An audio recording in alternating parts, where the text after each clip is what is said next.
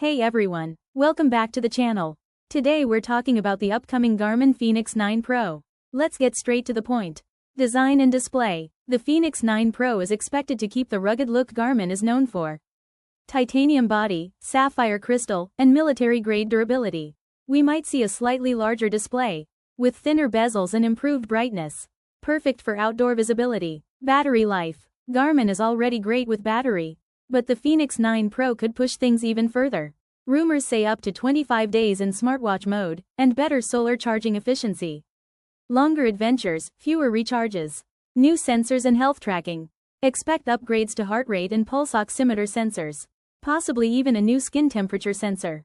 Improved sleep tracking. More accurate training load and recovery time. It's like a personal coach on your wrist.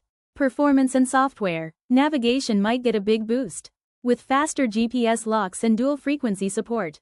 We could also see more advanced mapping features, and new activity modes like HIIT Plus, snow sports, or freediving.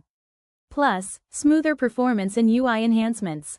Smart features, more music storage, support for more apps, better Bluetooth stability, and hopefully, Garmin Pay improvements in voice assistant compatibility.